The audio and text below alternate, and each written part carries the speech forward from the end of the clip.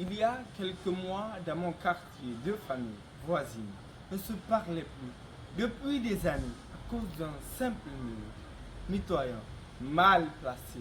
Chacun campait sur sa position. Chacun était persuadé d'avoir raison. Et pendant des années, ce silence a pesé sur tout le voisinage. Jusqu'au jour où un vieil homme du quartier a proposé une chose toute simple: accepter de s'asseoir et en parler.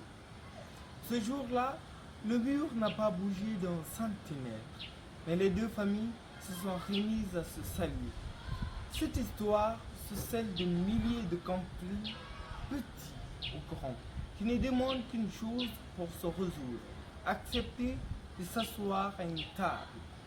Ce qui paraît impossible aujourd'hui devient souvent l'accord de demain.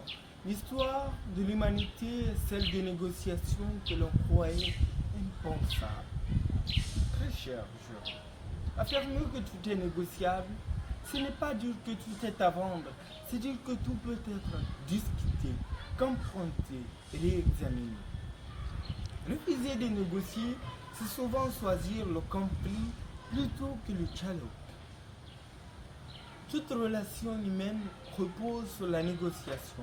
Dans une famille, à l'école, en politique, dans les affaires ou entre États, chaque désaccord se résout par la discussion.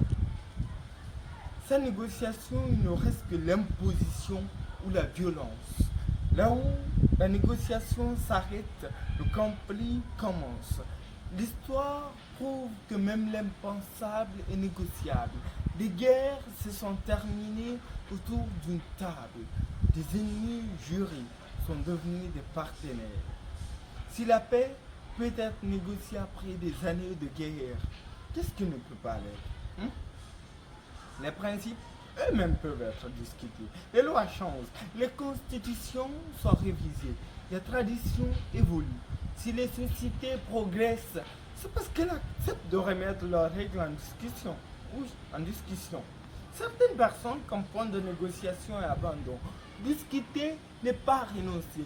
Refuser de parler n'a jamais résolu un problème.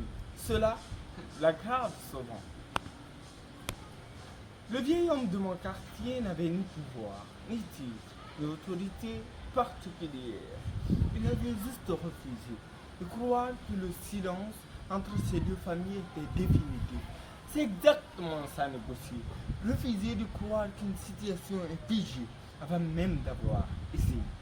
Le mur, lui, il est toujours là. Il n'a jamais bougé. Mais ce ne sont pas les murs qui séparent les gens. C'est le refus de s'asseoir. C'est le refus de s'asseoir.